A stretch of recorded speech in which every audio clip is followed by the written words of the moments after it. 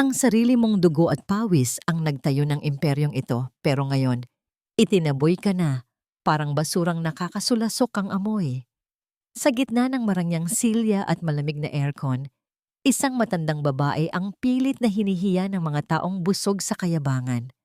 Habang ang anak mo ay nagpapakasasa sa ginto, ikaw ay nakalubog sa putik ng pangaalipusta. Hanggang kailan mo titiisin ang hapdi ng kawalan ng galang?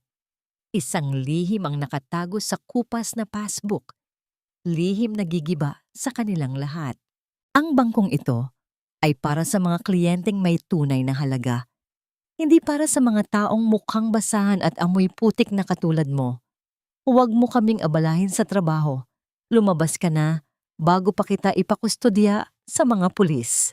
Ang boses ni Clara, ang head manager ng prestihiyosong bangkong iyon, ay umalingaw-ngaw sa buong sanha na tila isang latay na humiwa sa katahimikan ng gusali. Nakatayo siya sa harap ni Aling Isadora habang nakataas ang kilay. Ang kanyang suot na mamahaling silk blazer ay nagniningning sa ilalim ng mga chandelier, kabaligtaran ng hitsura ng matandang nasa harap niya. Sa labas, ang ulan sa Maynila ay bumubuhos ng napakalakas, tila nakikiramay sa bigat ng atmosfera sa loob. Si Aling Isadora ay basang-basa. Ang kanyang manipis na duster ay dumidikit sa kanyang nanginginig na katawan. Sa kanyang mga kamay, mahigpit niyang yakap ang isang kupas na plastic bag. Sa loob niyon ay isang maliit na lalagyan ng pagkain na may lamang adobong tuyo. Ang paboritong ulam ng kanyang anak na si Leandro na balak sana niyang isurpresa, at ang isang lumang passbook na tanging alaala ng kanyang yumaong asawa. 2 oras siyang nagbiyahe mula sa malayo. Tiniis ang gutom at ang lamig ng aircon sa bus para lang makarating dito. Hindi siya kumain ng tanghalian para lang makatipid sa pamasahe. Umaasang ang perang natitira sa lumang passbook ay sapat na para matulungan ang batang may sakit sa kanilang kapitbahay. Ngunit sa halip na tulong, pandidiri ang sumalubong sa kanya sa bangkong pagmamay-ari mismo ng kanyang dugo at laman. Ma'am, pakiusap po. Kailangan ko lang talagang ma-update ang passbook na ito para po sa operasyon ng bata sa amin. Ang paos na tinig ni Aling Isadora, pilit na itinatago ang panginginig ng kanyang boses. Iniabot niya ang lumang notebook na tila isang banal na relikya. Ngunit bago pa man ito mahawakan ng teller, mabilis itong tinabig ni Clara. Tumalansik ang passbook sa malinis at makintab na sahig. Kasabay nito, ang hawak na tasa ng mainit na kape ni Clara ay bahagyang tumapon at ang ilang patak ay tumama sa kulubot na balat ng kamay ni Isadora. Hindi siya dumaing sa hapdi ng paso, kundi sa sakit ng pagkakahulog ng kanyang huling pag-asa. Tila tumigil ang pag-ikot ng mundo para kay Isadora. Ang mga tao sa paligid ay nagsimulang magbulungan, ang ilan ay tumatawa, habang ang iba ay may halong awang hindi maipahayag. Nakaramdam siya ng matinding paninikip ng dibdib. Tila may libo-libong karayom na tumutusok sa kanyang puso. Ang kanyang mga daliri ay naging manhid at ang paningin niya ay nagsimulang lumabo dahil sa namumuong luha na pilit niyang pinipigilan. Ang bawat tibok ng kanyang puso ay tila isang mabigat na tambol na nagpapaalala sa kanya kung gaano siya kaliit sa mata ng mundong ito. Walang salitang lumabas sa kanyang bibig. Yumuko siya ng dahan-dahan. Ang kanyang tuhod ay tumama sa malamig na marmol na sahig para pulutin ang kanyang passbook. Habang nasa sahig, nakita niya ang sariling refleksyon sa sapatos ni Clara na kasingkinang ng salamin. Isang matandang babaeng pagod, talunan, at tila walang puwang sa karangyaan ng gusaling itinatag mula sa sarili niyang mga sakripisyo. Hindi alam ni Isadora kung paano siya nakatayo muli. Ang bawat hakbang niya patungo sa pintuan ay tila paglalakad sa ibabaw ng mga bubog. Ang lamig ng aircon ay tila naging mga kutsilyong humihiwa sa kanyang basang balat. Sa kanyang isipan, paulit-ulit na bumabalik ang mga kataga ni Clara. Tila isang sumpa na ayaw siyang tantanan. Nang marating niya ang malaking salaming pinto, lumingon siya sa huling pagkakataon. Tiningnan niya ang pangalan ng bangko na nakasulat sa gintong mga letra sa itaas ng counter. Villanueva Global Bank. Isang mapait na ngiti ang sumilay sa kanyang mga labi, habang ang isang butil ng luha ay tuluyan ng pumatak at humalo sa tubig ulan sa kanyang mukha. Hanggang kailan mo kayang lunukin ang sarili mong dangal para sa anak na tila nakalimot na sa amoy ng iyong pawis? Ito ba ang bunga ng lahat ng gabi na tiniis mo ang gutom sa ibang bansa para lang mabigyan siya ng magandang kinabukasan? Nang muling bumukas ang pinto, sinalubong siya ng malakas na hangin at ulan. Tila nilalamon ang kanyang maliit na bulto sa dilim ng kalsada. Ngunit sa kabilang panig ng bangko, sa pinakamataas na palapag kung saan ang mga ilaw ay hindi kailanman namamatay, isang lalaking nakasuot ng mamahaling barong ang dahan-dahang tumayo mula sa kanyang mesa matapos makarinig ng isang kakaibang ingay mula sa baba. Ang bawat patak ng ulan na humahampas sa kanyang nanlalamig na balat ay tila mga maliliit na karayom ng yelo na nagpapaalala kay Aling Isadora sa isa pang uri ng ginaw, ang ginaw ng pangungulila. Sa Hong Kong, 3 dekada na ang nakalilipas. Sa gitna ng dilim sa labas ng bangko, habang pilit niyang isinisilong ang kanyang sarili sa ilalim ng isang naglalakihang puno, bumalik sa kanyang gunita ang mga taon ng kanyang pagsasakripisyo. Naalala niya, ang mga gabing ang tanging hapunan niya ay isang tasang mainit na tubig na may kahalong instant noodles, dahil ang bawat sentimong matitipid niya ay katumbas ng isang pahina sa mga mamahaling libro ni Leandro. Naalala niya ang gasgas sa kanyang mga kamay dahil sa maghapong paglalaba at paglilinis ng bahay ng ibang tao. Lahat ay tiniis niya para lamang hindi maranasan ng kanyang anak ang maging biktima ng kahirapan.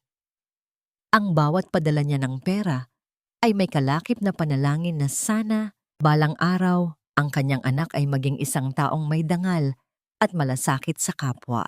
Ngunit sa loob ng naglalakihang gusali ng Villanueva Global Bank, ang bunga ng kanyang paghihirap ay nakaupo sa isang trono ng salamin at asero.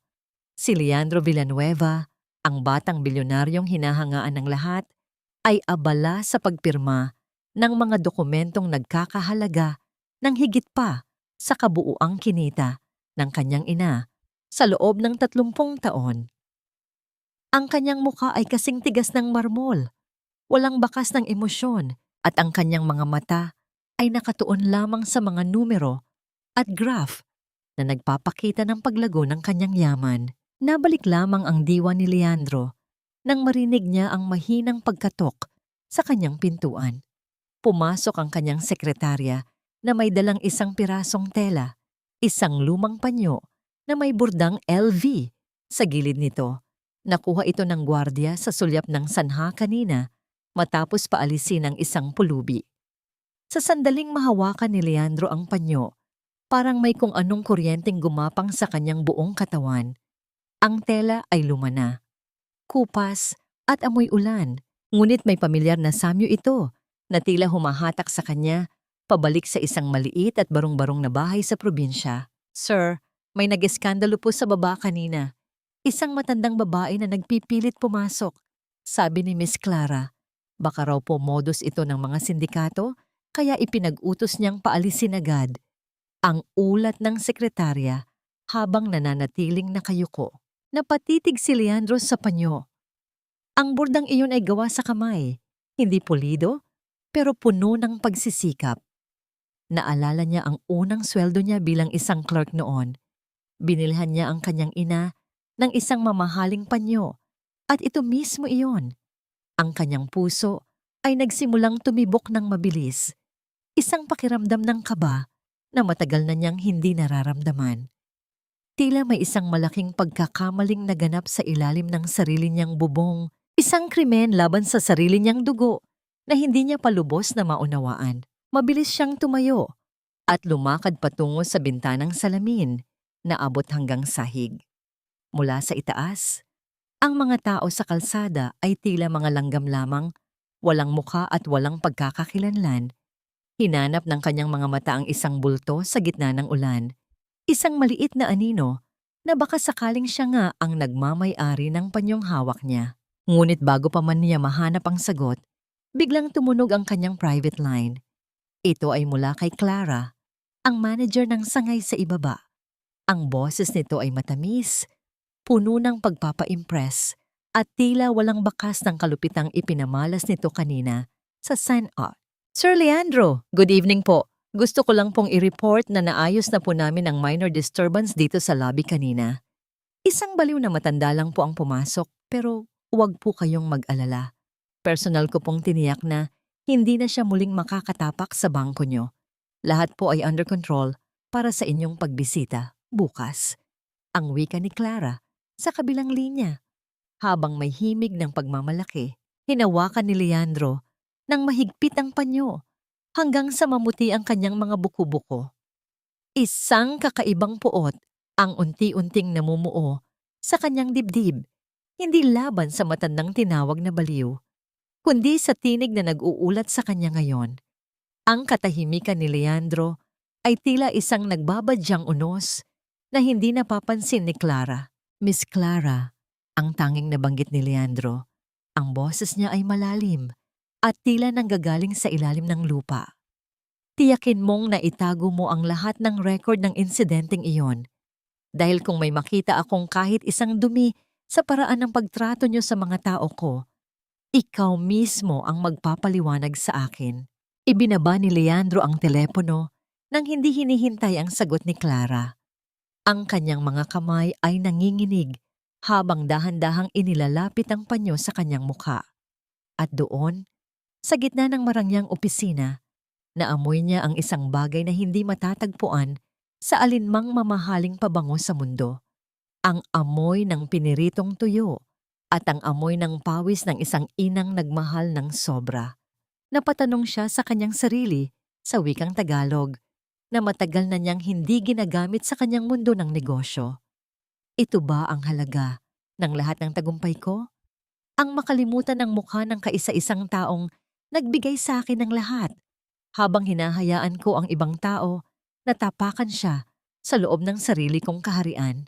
Agad niyang tinawagan ang head of security.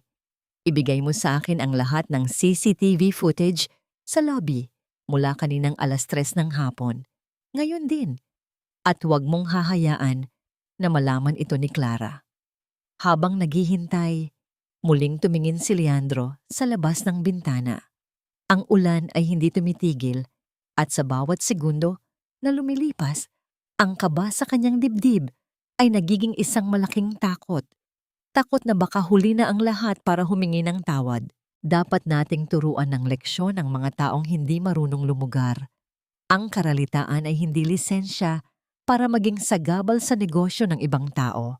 Mariing binitawan ni Clara ang mga salitang ito habang nakaupo sa kanyang malambot na leather chair, pilit na pinupunasan ng disinfectant wipe ang dulo ng kanyang sapatos na tila ba may nakakahawang sakit na iniwan ang pagdampi nito sa sahig kanina. Para sa kanya, ang bangkong ito ay isang templo ng tagumpay at ang sino mang hindi pasok sa kanyang pamantayan ng rangya ay itinuturing niyang dumi na dapat agad walisin. Tiningnan niya ang kanyang assistant na si Sarah na nakatayo sa gilid, halatang hindi mapakali at hindi makatingin ng diretso sa kanya. Isang mapanuyang ngiti ang sumilay sa mga labi ni Clara. Sanay siya sa ganitong takot mula sa kanyang mga tauhan. Para sa kanya, ang takot ay katumbas ng respeto. Bakit ganyan ang mukha mo, Sarah? Huwag mong sabihing naaawa ka sa matandang yon? Tanong ni Clara habang marahang iniikot ang kanyang mamahaling ballpen sa pagitan ng kanyang mga daliri. Tandaan mo, ang mga katulad niya ay mga profesional na manlilimos. Gagamitin nila ang kanilang hitsura para makuha ang loob niyo. Pero sa totoo lang, modus lang ang lahat ng iyan. Ginawa ko lang ang nararapat para protektahan ang imahe ng Villanueva Global. Pero ma'am, mukhang totoo naman po ang dalang passbook ng matanda. At saka, wala naman po siyang ginagawang masama sa loob. Mahinang sagot ni Sarah. Ang boses ay halos pabulong na dahil sa takot. Tumayo si Clara at lumapit kay Sarah Ang tunog ng kanyang takong sa sahig ay tila bawat hakbang ng isang predator na papalapit sa biktima. Hinawakan niya ang balikat ng assistant at bahagyang hinigpitan ang pagkakahawak dito. Isang kilos na kunwari ay pag-aalala, pero punong-puno ng pananakot. Makinig ka sa akin ng mabuti. Sa mundong ito, ang hitsura ang lahat. Kapag hinayaan nating mamalagi rito, ang mga taong amoy basura, mawawalan ng tiwala ang ating mga VIP clients. Gusto mo bang mawalan ng trabaho dahil lang sa isang pulubi? Ang boses ni Clara ay naging malambot pero kasing talas ng labaha. At tungkol sa passbook na yon, siguradong ninakaw lang niya yon kung saan. Sinong matino ang magtatago ng ganoong kalumang notebook kung hindi ka desperado sa pera? Bumalik si Clara sa kanyang mesa at binuksan ang kanyang computer. May kung anong kabang gumapang sa kanya nang maalala ang huling tawag ni Leandro. Kilala niya ang boss bilang isang taong istrikto pero makatarungan. Hindi niya pwedeng hayaan na malaman ni Leandro ang tunay na nangyari. Para kay Clara, ang ambisyon niya na maging regional director ay nakasalalay sa kung gaano kalinis ang kanyang record sa sangay na ito. Agad siyang nag-log in sa security system ng bangko. Ang kanyang mga mata ay naningkit habang tinitingnan ang listahan ng mga video files mula sa lobby. Nakita niya ang footage kung saan itinulak niya ang matanda at ang sandaling tumalsik ang passbook. Sa screen, mukhang mas malupit ang kanyang ginawa kaysa sa kung paano niya ito gustong isipin. Hindi ito pwedeng makita ni Sir Leandro, bulong niya sa sarili. Ang kanyang mga daliri ay mabilis na gumalaw sa keyboard. Sa isang click, ang lahat ng footage mula 3:00 hanggang 5:00 ng hapon ay permanenteng nabura sa sistem ng sangay. Isang buntong hininga ng ginhawa ang kumawala sa kanya. Tila isang mabigat na pasanin ang nawala sa kanyang balikat. Ngunit hindi pa siya tapos. Alam niyang may mga saksi at ang mga saksi ay kailangang busalan. Tinawagan niya ang head of security ng sangay, si Nestor, isang taong matagal na niyang kontrolado dahil sa mga pabor na ibinibigay niya rito. Nestor, may itatanong si Sir Leandro tungkol sa insidente kanina. Alam mo na ang isasagot mo, di ba? Ani Clara nang sagutin ang tawag. Sabihin mo, naging marahas ang matanda. Sabihin mo, tinangka niyang mamerwisyo ng mga kliyente kaya kinailangan siyang ilabas ng sapilitan. At Nestor, siguraduhin mong walang ibang kwentong lalabas sa mga gwardiya mo kung ayaw niyo ring madamay sa pagsisante sa akin. Ibinaba ni Clara ang telepono at muling sumandal sa kanyang upuan. Ang kanyang mukha ay puno ng tagumpay. Para sa kanya, ang katotohanan ay pwedeng baluktutin at ang mga taong mahihina ay madaling ibaon sa limot. Hindi niya alintana na sa mga sandaling iyon, ang matandang inalipusta niya ay nakaratay sa kalsada, nilalagnat at walang matuluyan. Ang mahalaga kay Clara ay ang kanyang kinang, ang kanyang posisyon at ang pangarap na balang araw ay mapansin siya ni Leandro Villanueva hindi lang bilang isang empleyado, kundi bilang isang babaeng kapantay niya. Subalit sa gitna ng kanyang kasiyahan, isang abiso ang lumitaw sa kanyang monitor. Isang login attempt mula sa main office ang naganap sa server ng kanilang CCTV system. Isang bagay na hindi dapat mangyari dahil tapos na ang oras ng opisina. Ang kanyang mga kamay ay biglang naging malamig. Tinitigan niya ang screen habang ang cursor ay gumagalaw ng kusa. Tila may isang hindi nakikitang kamay na pilit na binubuksan ng mga binura niyang file. Ang kanyang puso ay nagsimulang tumibok ng napakabilis. Ang bawat tibok ay tila isang babala na ang pader na itinayo niya ay nagsisimula ng mabitak.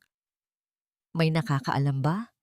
O sadyang ang tadhana na mismo ang gumagawa ng paraan para pagbayarin siya sa kanyang mga kasalanan? Ang ulan ay hindi lamang tubig na bumabagsak mula sa langit. Sa mga mata ni Aling Isadora, ito ay mga luhang humahalo sa dumi ng kalsada. Tila pilit na binubura ang kanyang bakas sa mundong tila wala ng puwang para sa kanya. Nakasandal siya sa isang malamig na pader sa gilid ng isang saradong tindahan. Yakap-yakap ang kanyang sarili habang ang panginginig ng kanyang mga balikat ay hindi na tumitigil. Ang bawat bugso ng hangin ay tila isang mariing sampal na nagpapaalala sa kanya ng kanyang kahinaan. Isang matandang lalaki ang dahan-dahang lumapit sa kanya. Hila-hila ang isang kariton na binalot ng punit-punit na plastik upang hindi mabasa ang kanyang mga paninda. Siya si Mang Carding, isang lalaking ang muka ay ukit ng mga taon ng paghihirap sa lansangan, ngunit ang mga mata ay may taglay na init na hindi matatagpuan sa loob ng malamig na bangko ni Leandro. Nang makita niya ang kalagayan ni Isadora, agad siyang tumigil at kumuha ng isang piraso ng karton para ilatag sa tabi ng matanda. "Nay, dito na po kayo umupo. Masama po ang manatili sa basang semento. Baka mas lalong lumala ang lagnat niyo." Ang malambot na wika ni Mang Carding habang iniaabot ang isang baso ng mainit na tubig na kinuha niya mula sa kanyang lumang termos. Tinanggap ni Isadora ang baso. Ang init nito ay dahan-dahang gumagapang sa kanyang mga daliring tila naging yelo na sa lamig. "Salamat, Carding. Akala ko ay tuluyan na akong malulunod sa ulan na ito nang walang nakakakita." Kumuha si Mang Carding ng isang pirasong pandesal mula sa kanyang kariton, ang huling piraso ng kanyang tinda para sa araw na yon, at hinati ito sa dalawa. Inabot niya ang mas malaking bahagi kay Isadora. Sa simpleng paghahating iyon, naipakita ang isang uri ng yaman na hindi kayang bilhin ng anumang ginto sa loob ng Villanueva Global. Ang pagdamay ng isang kapwa naghihikahos ay tila isang balsamo na humihilom sa mga sugat na iniwan ng panlalait ni Clara. "Kain na po kayo. Alam kong kanina pa kayo walang laman ng tiyan. Nakita ko kayo nang itulak kayo palabas ng bangkong iyon. Ang mga taong nandoon, Nay, matatayog ang mga gusali pero mabababa ang tingin sa mga katulad nating nakatapak sa lupa," sabi ni Mang Carding habang marahang ngumunguya. Napatingin si Isadora sa kanyang plastic bag. Ang lalagyan ng adobo ay tumapon na nang siya ay matumba kanina, at ang mantsa nito ay tila isang mantsa rin sa kanyang puso. Gusto sana niyang ibigay iyon kay Leandro. Umaasang sa kabila ng yaman nito ay hahanap-hanapin pa rin ang lasa ng luto ng isang ina. Ngunit ngayon, ang tanging natira ay ang basang passbook at ang kanyang mga alaala. "Pangarap ko lang namang makitang ligtas at masaya ang anak ko, Carding. Ibinigay ko ang lahat. Ang bawat patak ng pawis ko sa Hong Kong, ang bawat taon, nawala ako sa tabi niya habang lumalaki siya. Hindi ko naman hiningi na ibalik niya sa akin ang lahat ng iyon. Ang gusto ko lang ay huwag niyang makalimutan kung paano maging tao." Ang bulong ni Isadora, ang kanyang boses ay nanginginig sa pagitan ng ubo at hikbi. Ikinuwento niya kay Mang Carding ang tungkol sa batang may sakit sa kanilang lugar na balak niyang tulungan. Ang bawat salita ni Isadora ay punong-puno ng malasakit.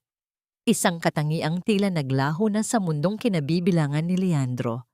Sa gitna ng dilim at ingay ng mga sasakyang dumadaan, ang dalawang matanda ay naging sandigan ng isa't isa. Tila dalawang punong unti-unting nababali ng bagyo, pero pilit na kumakapit sa lupa. Nang tumila ng bahagya ang ulan, naisipan ni Isadora na tingnan muli ang kanyang mga gamit. Kinalubkob niya ang loob ng kanyang bag, hinanap ang maliit na bulsa kung saan niya inilagay ang pinakaimportante niyang pag-aari. Ang kanyang mga kamay ay nagsimulang manginig ng mas mabilis, hindi dahil sa lamig, kundi dahil sa isang matinding kaba. Inilabas niya ang lahat ng laman ng bag, ang basang panyo na gamit niya, ang barya, ang passbook, pero wala ang panyong may bordang LV. Iyon ang panyong ibinigay ni Leandro sa kanya noong unang beses itong nakatanggap ng sahod, ang tanging bagay na nagpapaalala sa kanya na minsan ay naging sapat na ang pagmamahal niya para sa kanyang anak. "Nasaan? Nasaan ang panyo ko?" Ang natatarantang tanong ni Isadora sa sarili habang pilit na kinakapkapan ang bawat sulok ng kanyang basang damit. Ang kanyang hininga ay naging mabilis. Ang kanyang mga mata ay lumuluha na habang hinahalongkat ang dumi sa gilid ng kalsada, umaasang nahulog lang ito malapit sa kanya. Carding ang panyo ko, ang panyo ng anak ko, nawawala. Ang kanyang sigaw ay puno ng desperasyon.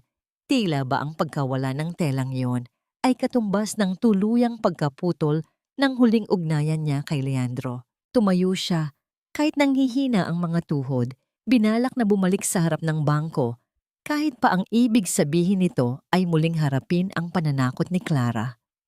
Para kay Isadora, ang panyong yon ay hindi lamang tela. Iyon ang kanyang kaluluwa, ang kanyang pag-asa, at ang kanyang patunay na minsan ay may isang Leandro na nagmahal sa kanya ng tapat. Paano ka babalik sa lugar na nagtapon sa iyo na parang basura para lamang hanapin ang isang piraso ng nakaraan na baka tinapakan na ng lahat? At kung mahanap mo man ito, sapat ba yun para punan ng puwang sa pusong unti-unti nang namamatay sa pangungulila? Ang tagumpay ay parang isang matayog na tore. Habang tumataas ka, lalong lumiliit ang tingin mo sa mga taong nasa ibaba. Sa loob ng kanyang malawak na opisina sa pinakamataas na palapag ng Villanueva Global Center, nakatayo si Leandro sa harap ng malalaking bintanang salamin. Ang mga ilaw ng lungsod ng Maynila ay tila mga kumukititap na hiyas sa kanyang paanan. Ngunit sa likod ng kanyang mamahaling suit at tila walang kapintorang anyo, may isang bahagi ng kanyang pagkatao ang unti-unti nang nagiging kasing lamig ng bakal at kasing tigas ng semento. Hawak niya ang isang ulat tungkol sa pagbaba ng kita ng ilang sangay. Sa bawat pahina na binabasa niya, ang kanyang mga kilay ay lalong nagkakasalubong. Para sa kanya, ang bawat numero ay dapat perpekto. Ang bawat sentimo ay dapat accounted para sa paglago ng kanyang imperyo. Nakalimutan na niya ang panahon na ang bawat butil ng kanin sa kanilang hapag ay pinaghirapan ng kanyang ina sa loob ng mahabang panahon. Ngayon, ang nakikita na lamang niya ay ang kapangyarihan at ang kompetisyon sa mundo ng negosyo. Biglang bumukas ang pinto at pumasok ang isang junior executive, pawis na pawis at nanginginig ang mga kamay habang may dalang mga folder. Sir Leandro, heto na po ang kailangang pirmahan para sa merger bukas. Pasensya na po kung medyo nahuli. Nagkaroon po kasi ng problema sa pamilya ang asawa ko. Hindi man lang lumingon si Leandro. Ang kanyang boses ay malamig at puno ng awtoridad nang putulin niya ang paliwanag ng lalaki. Hindi ko binabayaran ng oras mo para makinig sa mga problema ng pamilya mo, Mr. Ramos. Ang kailangan ko ay resulta, hindi mga dahilan. Kung hindi mo kayang ihiwalay ang emosyon mo sa trabaho, baka mas mabuting humanap ka na lang ng ibang kumpanyang tatanggap sa mediocrity mo. Ang junior executive ay napayuko. Ang kanyang mukha ay namula sa hiyang naramdaman sa harap ng kanyang idolo. Pasensya na po, sir. Hindi na po mauulit. Siguraduhin mo lang, isang pagkakamali pa at alam mo na ang pintuan palabas. Tugon ni Leandro habang marahas na kinuha ang folder at mabilis na nilagdaan ito. Sa sandaling iyon, ang kanyang anyo ay hindi na malayo sa anyo ni Clara, sa ibaba, mabangis, mapang-api, at bulag sa hirap ng ibang tao. Ang batang Leandro na dating humahalik sa kamay ng kanyang ina bago pumasok sa eskwela ay tila tuluyan ng nilamon ng anino ng kanyang sariling tagumpay. Nang makaalis ang empleyado, muling tiningnan ni Leandro ang lumang panyo na nasa ibabaw ng kanyang mesa. Kinuha niya ito at muling naramdaman ang pamilyar na samyo. Sa bawat amoy niya rito, parang may isang boses sa loob niya ang sumisigaw. Nagpapaalala sa kanya ng mga araw na wala silang kuryente at ang tanging liwanag nila ay ang pagmamahal ni Aling Isadora. Ngunit mabilis niyang itinaboy ang emosyong yon. Para sa kanya, ang emosyon ay kahinaan at sa kanyang kinalalagyan, ang mahihina ay mabilis na natatalo. Bakit ko ba iniisip ang matandang yon? Bulong niya sa kanyang sarili habang mariing ipinikit ang kanyang mga mata. Baka nga tama si Clara. Baka isa lang itong paraan ng mga taong gustong kumuha ng atensyon ko. Ngunit sa kabila ng kanyang mga salita, hindi siya mapakali. May isang bahagi ng kanyang isipan ang hindi matanggap ang paliwanag ni Clara. May kung anong udyok sa kanyang puso na hindi niya maipaliwanag, isang utang na loob na hindi nababayaran ng pera. Ang imahe ng isang matandang babaeng itinaboy sa ulan ay paulit-ulit na lumilitaw sa kanyang balintataw, tila isang sumpa na humahabol sa kanyang konsensya. Muli niyang kinuha ang telepono at tinawagan ng kanyang private investigator. Gusto kong malaman ang kinaroroonan ng aking ina sa loob ng huling 24 na oras at gusto ko ring malaman kung sinong matanda ang pumasok sa sangay natin kaninang hapon. Huwag kang titigil hanggat hindi mo nahahanap ang sagot. Pagkatapos ng tawag, naupo siya sa kanyang upuan at tinitigan ang monitor ng kanyang computer. Nakita niya ang abiso na may binurang file sa server ng sangay ni Clara. Ang kanyang mga mata ay naningkit. Bilang isang eksperto sa negosyo, alam niya ang amoy ng pagtatangka na magtago ng katotohanan. May itinatago ka, Clara, sabi niya sa isang mababang tinig na puno ng panganib. At kung totoo ang hinala ko, hindi mo magugustuhan ang gagawin ko. Inayos niya ang kanyang kurbata at tumingin sa salamin. Ang lalaking nakaharap sa kanya ay mukhang hari, pero sa loob-loob niya, pakiramdam niya ay isa siyang estranghero sa sarili niyang buhay. Ang kanyang puso ay tila isang tuyong lupa na naghihintay ng ulan, ngunit masyado siyang mapagmataas para aminin ito. Maganda kayo bukas, utos niya sa kanyang sekretarya sa intercom. Magsasagawa ako ng isang biglaang audit sa main branch sa Makati. Walang dapat makaalam nito hanggat hindi ako nakakarating sa pintuan nila. Gusto kong makita ang tunay na kulay ng mga taong pinagkakatiwalaan ko. Habang ang gabi ay lumalalim, ang plano ni Leandro ay unti-unti nang nabubuo. Hindi niya alam na ang pagbisitang ito ang magiging mitya ng kanyang pinakamalaking pagkakamali o marahil ng kanyang pinakamalaking kaligtasan. Hanggang kailan mo kayang itago ang katotohanan sa likod ng iyong mga gintong pader? At paano kung ang taong tinatanggihan mo ngayon ang siyang tanging magliligtas sa iyo mula sa lamig ng sarili mong tagumpay? Ang bawat patak ng ulan sa butas-butas na bubong ng maliit na silid ni Aling Isadora ay tila isang malungkot na musika na sumasaliw sa kanyang bawat paghinga. Nakaupo siya sa gilid ng kanyang katreng gawa sa kawayan, balot ng isang kumot na puno na ng tagpi. Sa kanyang harapan, sa ibabaw ng isang mabuway na lamesang kahoy, ay nakapatong ang basang passbook na tila isang sugatang sundalo na nagbalik mula sa giyera. Dahan-dahan niyang binuksan ang bawat pahina nito. Ang mga numero sa loob ay hindi lamang representasyon ng pera. Bawat entry ay may kalakip na alaala ng pagtitiis. Ngunit sa pinakahuling bahagi ng lumang notebook, sa isang tago at tila silyadong bahagi ng cover, ay may isang luma at naninilaw na papel na maingat niyang inilabas. Ito ay hindi lamang isang simpleng dokumento. Ito ang orihinal na titulo ng lupa sa probinsya na matagal nang pinoprotektahan ng kanyang yumaong asawa. Isang lupang ngayon ay kinalalagyan ng isa sa mga pinakamalaking warehouse ng kumpanya ni Leandro. Hinawakan ni Isadora ang papel ng may panginginig. Ito ang kanyang huling baraha, ang kanyang huling paraan para patunayan na ang kanyang pamilya ay may pinanghahawakang dangal. Hindi niya ito ginamit para sa sarili niyang kaginhawaan. Kahit noong mga panahong wala siyang makain sa Hong Kong dahil inilaan niya ito para sa kinabukasan ni Leandro. Ito ang lihim na hindi alam ng kanyang anak. Ang katotohanang ang pundasyon ng kanyang imperyo ay nagmula sa lupang binungkal ng kamay ng kanyang ama at binayaran ng luha ng kanyang ina. Tomas, patawarin mo ako, ang bulong ni Isadora sa hangin habang tinititigan ang kupas na litrato ng asawa sa tabi ng titulo. Akala ko ay sapat na ang pag-ibig ko para manatiling tao ang anak natin.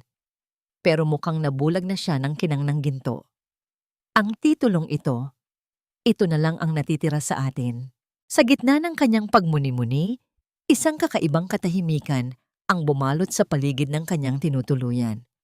Ang karaniwang ingay ng mga batang naglalaro sa labas o ang tunog ng radyo ng kapitbahay ay biglang nawala. Naramdaman ni Isadora ang isang malamig na kaba na gumagapang sa kanyang batok. Tila may mga matang nakatingin sa kanya mula sa dilim ng labas ng kanyang bintana. Biglang narinig ni Isadora ang mabibigat na yabag ng mga paa sa labas ng kanyang pinto. Hindi ito ang magaan na hakbang ni Mang Carding o ang masayang bati ng kanyang mga kakilala sa eskinita. Ang bawat hakbang ay tila isang babala, matigas at puno ng masamang intensyon. Bago pa man siya makakilos para itago ang titulo, ang kanyang pinto ay nakaranas ng isang malakas na puwersa mula sa labas. Ang marupok na kahoy ng pintuan ay halos sumiwalay sa hamba nito dahil sa tindi ng paghampas. Tatlong lalaking nakasuot ng itim na jacket at may mga takip sa muka ang pumasok sa loob ng kanyang maliit na silid. Ang bawat isa sa kanila ay tila mga anino ng kamatayan na nagmula sa utos ng isang taong hindi marunong tumanggap ng pagkatalo. Nasaan ang passbook? Ang tanong ng isang lalaki na may malalim at nakakatakot na boses. Ang kanyang mga mata ay nanlilisik habang nakatingin sa matandang babaeng nakaupo sa katre. Ibigay mo sa amin ang lahat ng dokumentong dala mo sa bangko kanina kung gusto mo pang makakita ng liwanag bukas. Niyakap ni Isadora ang passbook at ang titulo sa kanyang dibdib. Ang kanyang mukha ay puno ng takot, pero ang kanyang mga mata ay nagpapakita ng isang uri ng katapangan na tanging isang ina lamang ang nagtataglay. Wala akong ibibigay sa inyo. Ito ay pag-aari ng pamilya ko. Sino ang nag-utos sa inyo? Si Clara ba? Isang mapanuyang tawa ang lumabas sa isa pang lalaki. Lumapit ito at maras na hinawakan ang braso ni Isadora, pilit na inaagaw ang mga dokumento.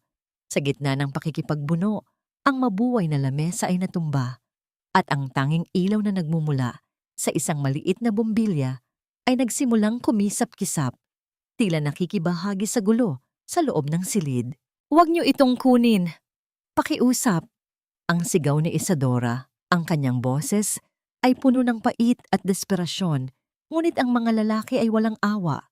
Isa sa kanila ang marahas na nagtulak sa kanya, dahilan upang ang kanyang ulo ay tumama sa matigas na gilid ng kanyang katre.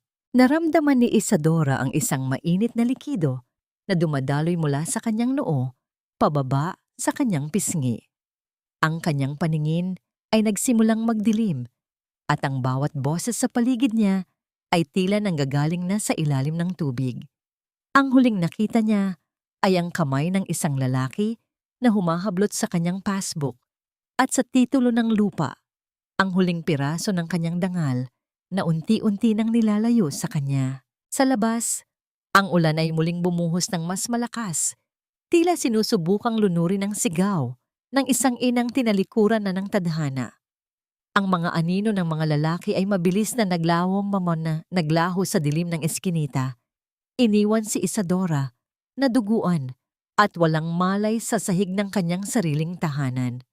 Mamamatay na ba ang katotohanan kasabay ng pagpikit ng mga mata ni Isadora? O ang dugong dumanak sa sahig na ito ang magiging mitya ng isang apoy na hinding-hindi kayang apulahin ng anumang yaman sa mundo? "Wag po! Pakiusap! Ang huling alaala na lang yan ng anak ko."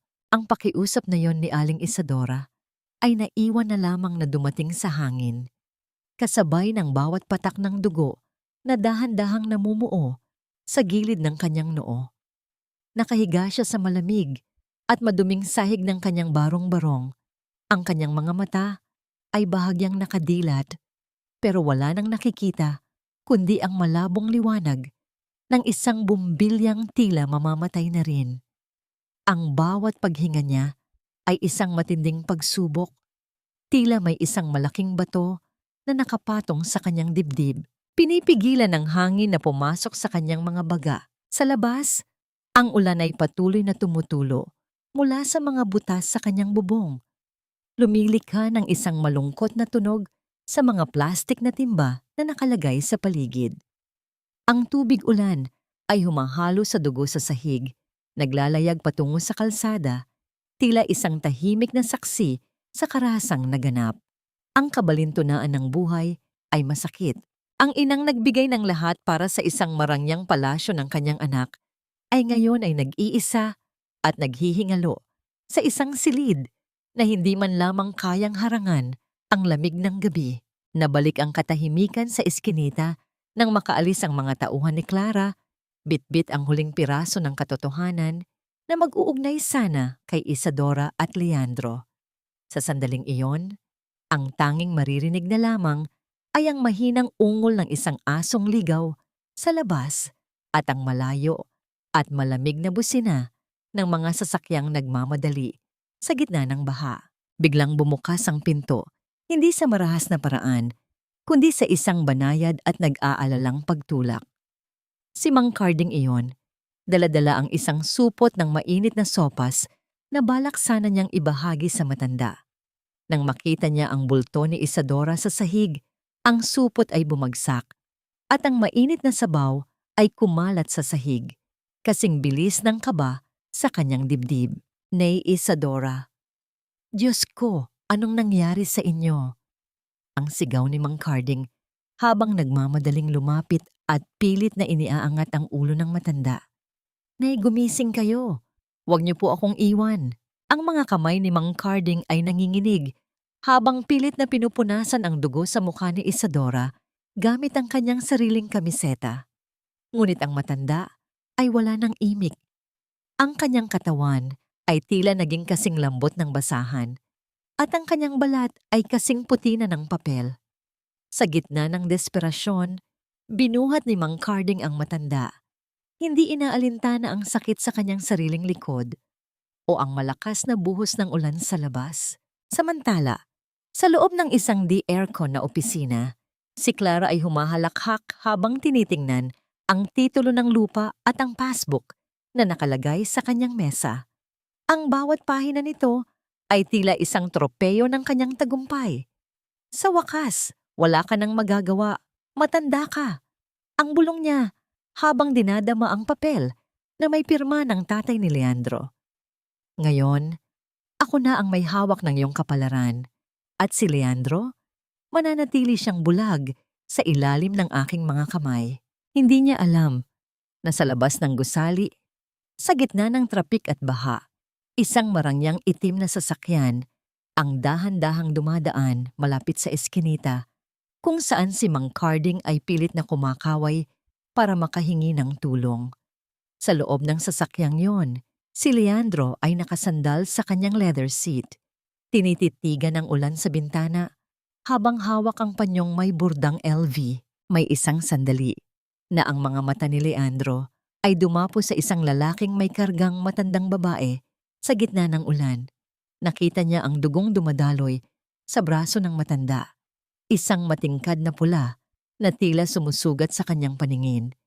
Ang kanyang puso ay biglang tumibok ng napakabilis, isang uri ng kirot na tila nagmumula sa kanyang sariling laman. "Stop the car!" Ang utos ni Leandro sa kanyang driver.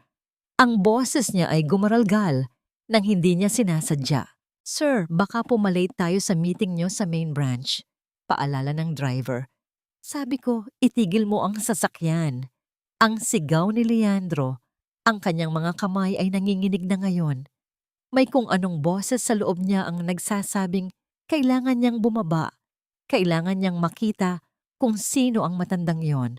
Ngunit bago pa man bumukas ang pinto ng sasakyan, isang taxi ang biglang tumigil sa harap ni Mang Carding at mabilis silang isinakay. Ang sasakyan ay humarurot palayo. Iniwan si Leandro na nakatingin sa kawalan. Ang kanyang hininga ay mabigat at puno ng hindi maipaliwanag na takot. Bakit tila ang bawat patak ng ulan ay bumubulong ng isang pangalan na matagal mo nang kinalimutan? At paano kung ang dugong nakita mo sa kalsada ay ang dugong nagbigay sa iyo ng buhay? Ang katahimikan sa loob ng marangyang silid ni Leandro ay tila isang mabigat na kumot na unti-unting sumasakal sa kanyang paghinga. Sa kabila ng lambot ng kanyang kama at ang tamang timpla ng lamig mula sa aircon, hindi siya dalawin ng antok. Ang bawat pikit ng kanyang mga mata ay nagdadala sa kanya sa isang madilim na eskinita kung saan ang isang matandang babae ay nakahiga sa putik, duguan, at humihingi ng tulong. Sa kanyang panaginip, narinig niya ang boses ni Aling Isadora, hindi ang boses ng isang matandang inaalipusta, kundi ang boses ng ina na kumakanta sa kanya ng oyayi noong siya ay bata pa.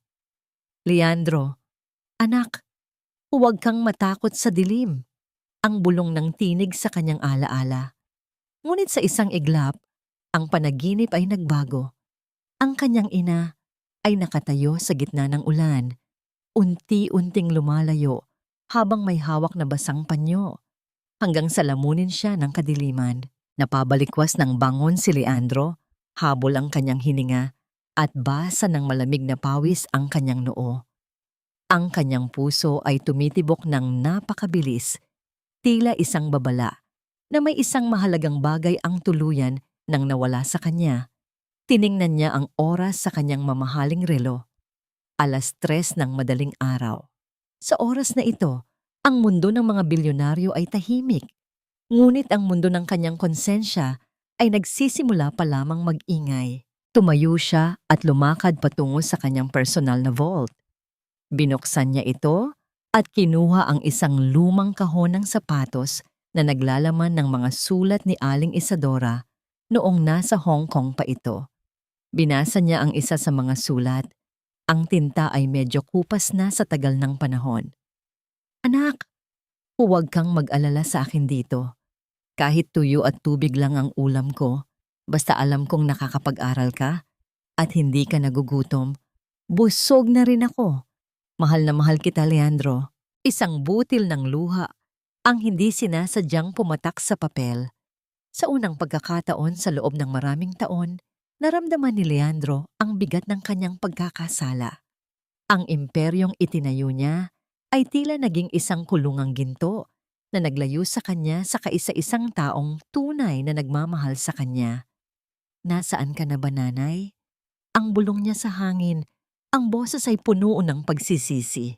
Sinubukan niyang hanapin ang address ng tinutuluyan ng kanyang ina sa kanyang mga personal records, ngunit laking gulat niya nang makitang ang huling update ay 5 taon na ang nakalilipas. Masyado siyang naging abala sa pagpapalago ng kanyang yaman hanggang sa makalimutan niyang ang taong nagbigay sa kanya ng buhay ay tumatanda na at nangangailangan ng pagkalinga. Nang sumapit ang umaga, hindi na nag-aksaya ng panahon si Leandro. Maaga siyang pumasok sa opisina. Mas maaga sa lahat ng kanyang mga empleyado. Pagpasok niya sa kanyang silid, nakita niya ang kanyang sekretarya na abalang nag-aayos ng mga gamit. Sa ibabaw ng mesa ng sekretarya, nakita niya muli ang panyo na may burdang LV. Saan mo uli nakuha ito? Ang tanong ni Leandro. Ang kanyang boses ay malamig, pero may halong panginginig. Iyan po ba, sir? Iyan po yung panyong naiwan ng matandang pulubi sa lobby kahapon na ipinaalis ni Miss Clara. Akala ko po ay itatapon na, pero itinabi ko muna, baka sakaling may maghanap. Paliwanag ng sekretarya. Hinawakan ni Leandro ang panyo, dinala ito sa kanyang ilong at huminga ng malalim. Doon, sa gitna ng bango ng mga mamahaling floor wax ng bangko, naamoy niya ang pamilyar na samyo ng kanyang pagkabata. Ang bawat hibla ng telang iyon ay tila sumisigaw ng katotohanan. Hindi siya pulubi. Ang mariing sabi ni Leandro, ang kanyang mga mata ay nag-aapoy na sa galit at sakit. Siya ang dahilan kung bakit nakatayo ang gusaling ito. Biglang naalala ni Leandro ang tagpo sa kalsada kagabi. Ang matandang babaeng karga ng isang lalaki sa gitna ng ulan. Ang dugong nakita niya. Ang takot na naramdaman niya. Lahat ng yun ay nagsimulang magtagpi-tagpi sa kanyang isipan.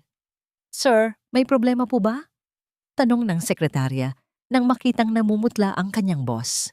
Hindi sumagot si Leandro. Mabilis niyang kinuha ang kanyang susi ng sasakyan. I-cancel mo ang lahat ng meeting ko ngayong umaga. Pupunta ako sa main branch sa Makati at tawagan mo ang lahat ng security personnel. Gusto ko silang makausap pagdating ko doon. Habang naglalakad palabas ng opisina, tila ang bawat hakbang ni Leandro ay may dalang bigat ng isang paparating na bagyo. Ang kanyang kurbata ay tila nasasakal na sa kanya at ang kanyang sapatos ay tila bumibigat sa bawat segundo.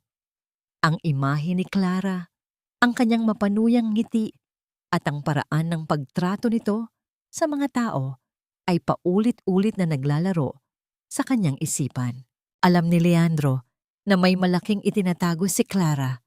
Alam niyang ang katahimikan sa loob ng bangko ay isang pabalat bunga lamang sa isang malalim na sugat na idinalot nila sa kanyang ina. Pagsakay niya sa kanyang sasakyan, tiningnan niya ang panyo sa kanyang tabi. "Nanay, hintayin mo ako. Patawarin mo ako kung naging bulag ako. Pero pangako, walang sino mang humamak sa'yo ang mananatiling nakatayo sa ilalim ng aking pangalan." Habang humaharurot ang sasakyan patungo sa branch ni Clara, ang langit ay muling nagdidilim, tila nagbabadya ng isang mas matindi pang unos. Ngunit ang bagyong ito ay hindi nanggagaling sa langit, kundi sa galit ng isang anak na sa wakas ay nagising na sa katotohanan. Paano mo haharapin ang mga taong pinagkatiwalaan mo kung ang bawat ngiti nila ay nakatago sa likod ng pagpapaiyak sa taong pinakamahalaga sa iyo? At sa gitna ng galit, mahahanap mo pa ba ang iyong ina bago pa tuluyang mapatid ang hininga nito? Ang bawat hakbang ni Leandro sa makintab na sahig ng sangay na yon ay tila pagtapak sa sarili niyang konsensya.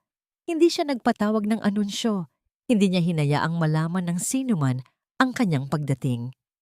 Nakasuot lamang siya ng isang simpleng itim na jacket at sombrero, pilit na itinatago ang mukhang madalas makita sa mga pahayagan. Ang malamig na aircon ng bangko ay humahalik sa kanyang balat, ngunit sa loob ng kanyang dibdib ay may isang apoy na unti-unti nang tumutupok sa kanyang pagtitimpi. Tumigil siya sa gitna ng lobby, doon sa mismong lugar kung saan nakita niya sa malayo ang isang matandang babaeng itinaboy. Tiningnan niya ang bawat sulok, ang mga mamahaling chandelier, ang mga teller na abala sa pagbibilang ng pera, at ang mga VIP na nakaupo sa malalambot na sofa. Sa gitna ng lahat ng karangyang ito, may isang bakas na hindi kayang burahin ng anumang cleaning agent.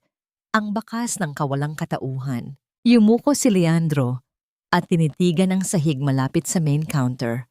Doon, nakita niya ang isang maliit at halos hindi mapansing mantsa ng tuyong kape.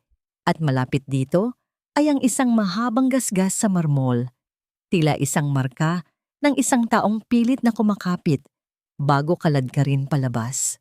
Ang kanyang puso ay kumurot nang makita ang isang maliit na piraso ng papel na nasingit sa gilid ng isang potted plant. Dahan-dahan niya itong pinulot. Ito ay isang punit na bahagi ng isang lumang litrato. Kahit maliit, malinaw na makikita ang kalahati ng mukha ng kanyang ama na si Tomas. Ramdam ni Leandro ang panghihina ng kanyang mga tuhod. Ang litratong ito ay laging dala ni Aling Isadora sa kanyang pitaka, ang kanyang tanging sandigan sa mga taon ng pangungulila. Ang katotohanan ay tila isang malakas na sampal na nagpabaling sa kanyang mundo. Ang matandang tinawag na baliwal at pulubi ay ang inang nagbigay ng lahat para sa kanya. "Sir, may maipaglilingkod po ba kami sa inyo? Bawal po ang tumambay rito kung wala kayong transaction." Ang isang mataray na boses ang bumasag sa katahimikan ni Leandro. Lumingon siya at nakita ang isang teller na nakatingin sa kanya nang may halong pandidiri. Hindi alam na ang lalaking kaharap niya ay ang may-ari ng buong gusaling tinatayuan niya. Bago pa man makasagot si Leandro, narinig niya ang malakas at maarteng boses ni Clara mula sa itaas ng hagdanan. "Anong nangyayari rito? Bakit may isa na namang mukhang hampas lupa sa loob ng bangko ko? Sarah, ilang beses ko bang sasabihin sa inyo na linisin ang lobby mula sa mga ganyang klaseng tao?" Ani Clara habang dahan-dahang bumababa. Ang kanyang mga kamay ay abala sa pag-aayos ng kanyang mamahaling kwintas. Hindi kumikibo si Leandro. Nanatili siyang nakatalikod habang mahigpit na hawak ang punit na litrato.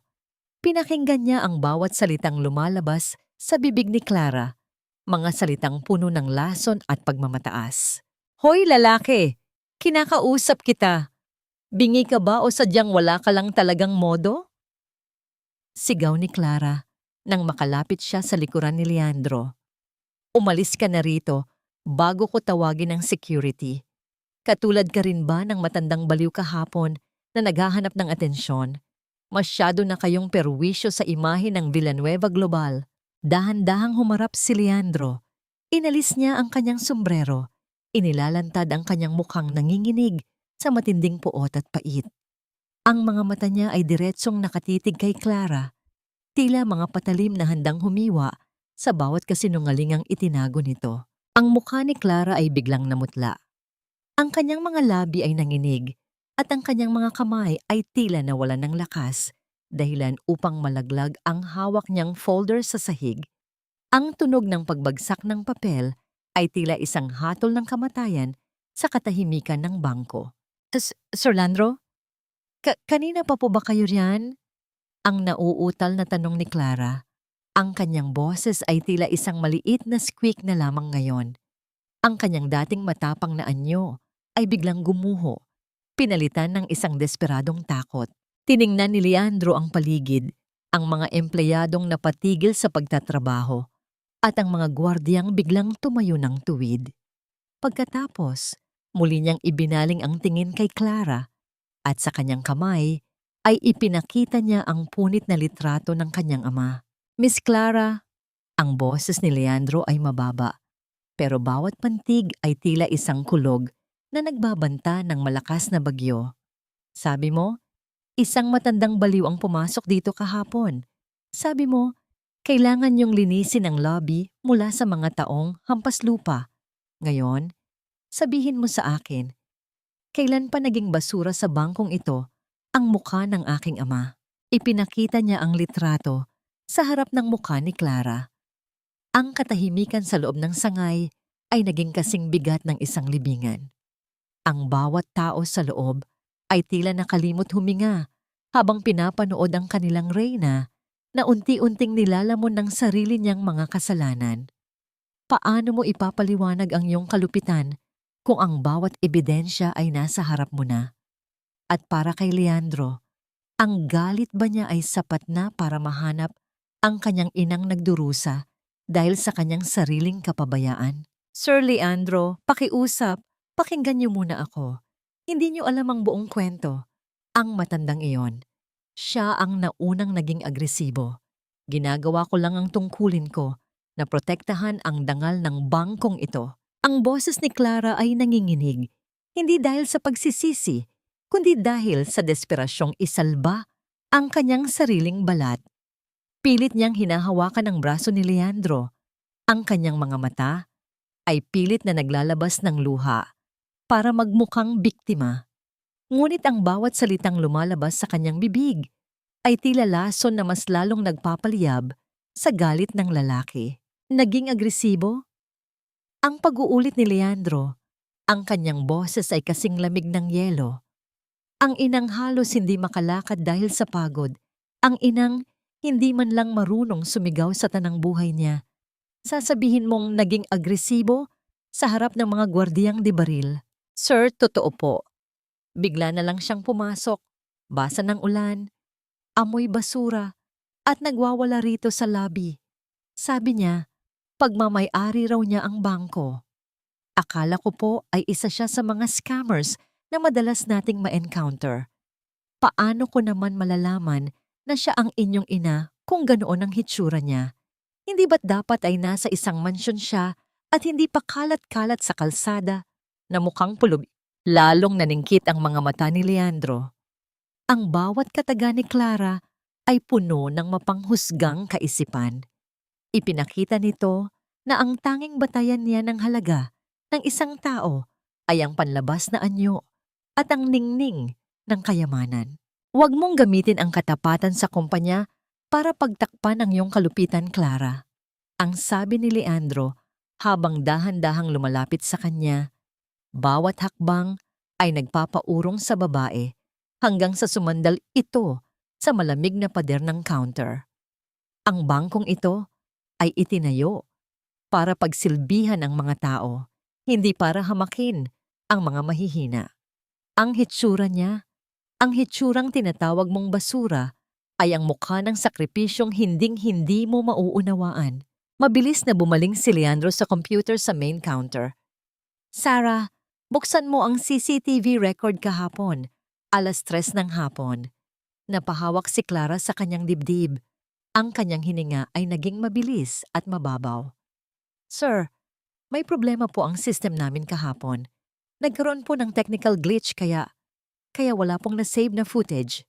Isang mapait na tawa ang kumawala sa mga labi ni Leandro. Tinitigan niya si Clara ng diretso sa mga mata. Isang tingin na tila nakakabasa ng bawat itinatagong lihim nito. Isang glitch? O isang sinadyang pagbura? Akala mo ba ay hindi ko alam na may nag-login sa server mula sa sangay na ito kagabi para mag-delete ng files? Ang katahimikan sa loob ng bangko ay naging kasing bigat ng isang hatol. Ang mga empleyado ay hindi makahinga sa takot. Habang si Clara ay unti-unti nang bumibigay ang mga tuhod, ang kanyang mga kamay ay nanginginig ng husto habang pilit na inaayos ang kanyang nagulong buhok. Nestor! Tawag ni Leandro sa head guard na kanina pa nakatayo sa gilid. Sabihin mo sa akin ang totoo. Kung magsisinungaling ka, sisiguraduhin kong hindi ka na makakatrabaho sa kahit saang kumpanya sa bansa. Ano ang ginawa ni Miss Clara sa matandang pumasok dito kahapon? Si Nestor ay napalunok. Tumingin siya kay Clara na tila nagmamakaawa. Pero nang makita ang talim ng titig ni Leandro, mas pinili niya ang sariling kaligtasan. Sir, itinulak po ni Miss Clara ang matanda. Sinabuyan niya rin po ng mainit na kape ang kamay nito bago kami inutusang kaladkarin siya palabas sa ulan. Sabi niya po, kailangang linisin ang lobby sa mga hampas lupa. Narinig ang sama-samang singhap ng mga tao sa loob ng bangko. Ang bawat salita ni Nestor ay tila isang malakas na sampal sa mukha ni Clara. Ang babaeng kanina lang ay nag-aastang reyna ay ngayon ay mukhang isang basang sisiw na wala nang mapuntahan. Itinulak mo siya. Sa gitna ng ulan, ang bulong ni Leandro. Ang kanyang boses ay nanginginig na sa tindi ng emosyon. Sinabuyan mo ng kape ang mga kamay na nagtrabaho ng 30 taon para lamang maging bilyonaryo ang anak niya? Sir Leandro, patawarin niyo po ako. Nagkamali lang po ako ng akala. Gagawin ko ang lahat, babayaran ko ang lahat ng danyos. Sigaw ni Clara habang tuluyan ng lumuhod sa sahig. Pilit na ginagapang ang paanan ni Leandro. Ngunit bago pa man makasagot si Leandro, isang security personnel ang nagmamadaling pumasok sa loob ng bangko. Ang kanyang mukha ay puno ng pag-aalala habang hawak ang kanyang radyo. Sir Leandro, may balita po mula sa malapit na pampublikong ospital. May dinalang matandang babae roon kagabi na natagpo ang duguang at walang malay sa isang eskinita. Nakita po sa mga gamit niya ang isang lumang passbook ng ating bangko. Ang mundo ni Leandro ay tila biglang tumigil sa pag-ikot. Ang takot na kanina pa niya pilit na itinatago ay tuluyan ng sumabog sa kanyang dibdib. Hindi na niya tiningnan pa si Clara na umiyak sa sahig. Mabilis siyang tumakbo palabas ng bangko, hindi alintana ang ulan o ang kanyang katayuan. Sa likuran niya, naiwan si Clara na nakaluhod habang ang lahat ng tao sa bangko ay nakatingin sa kanya nang may halong puot at pagkamuhi. Ang kanyang korona ay tuluyan ng nagkadurog-durog sa putik ng kanyang sariling kalupitan. Mahahabol mo pa ba ang huling hininga ng taong itinaboy mo sa sarili mong pinto? At kung huli na ang lahat, sapat ba ang lahat ng yaman mo para pauwi ng hapdi ng isang pagsisising habang buhay mong dadalhin? Ang amoy ng murang disinfectant, kalawang at ng siksikang mga pasyente sa pampublikong ospital ay tila isang pader na sumalubong kay Leandro. Sa buong buhay niya, nasanay siya sa mga pribadong klinika na may sariling silid at mababang boses ng mga doktor. Ngunit dito, Sa gitna ng ingay ng mga umiiyak na sanggol, ang mga pamilyang nakaupo sa sahig at ang mga stretchers na nakahambalang sa pasilyo, naramdaman niya ang isang matinding sikip sa kanyang dibdib. Ito ang mundong pilit niyang tinakasan sa pamamagitan ng kanyang mga bilyon. Ngunit ito rin ang mundong binalikan ng kanyang ina upang manatiling malapit sa mga taong nangangailangan ng karamay. Mabilis siyang tumakbo sa masikip na emergency room. Hindi pinapansin ang mga taong nakatingin sa kanyang mamahaling kasuotan na basang-basa na ng ulan at pawis. Sa dulo ng pasilyo, sa ilalim ng isang kumukurap na fluorescent light, nakita niya ang isang pamilyar na bulto ng lalaki na nakaupo sa isang sirang silya.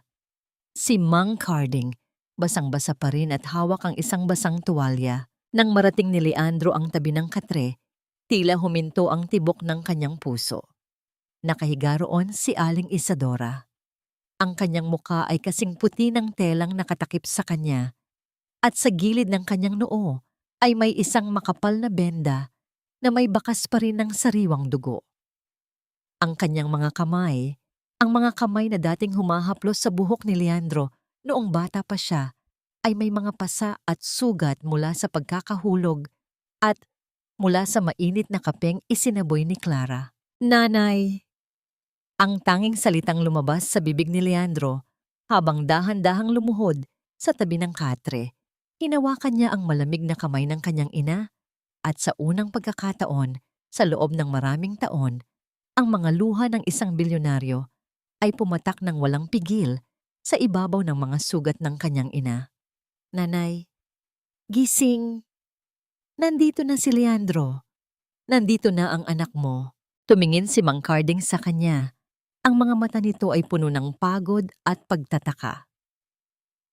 Ikaw? Ikaw ba si Leandro? Ang anak ni Isadora na madalas niyang ikwento sa akin? Nilingon siya ni Leandro. Ang kanyang muka ay puno ng pait. Oo, ako nga. Bakit? Bakit siya nagkaganito? Bakit hindi niya sinabi sa akin ang kalagayan niya? Isang mapait na buntong hininga ang kumawala kay Mang Carding. Lumapit siya at marahang tinapik ang balikat ng lalaki. Hindi inaalintana ang marangyang tela ng jacket nito. Dahil ayaw niyang maging gabi sa iyong umaga, Leandro. Lagi niyang sinasabi sa akin na sapat na sa kanya ang makita ang mukha mo sa telebisyon at sa mga dyaryo. Alam niyang ligtas ka at matagumpay.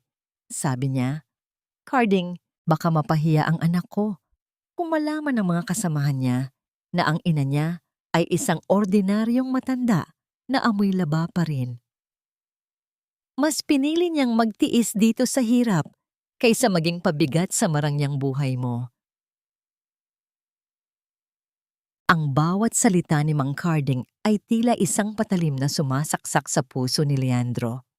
Naalala niya kung paanong hindi niya sinasagot ang mga tawag ng ina dahil sa busy siya sa mga meeting. Naalala niya kung paanong hinayaan niyang lumipas ang mga buwan nang walang kahit isang kumusta.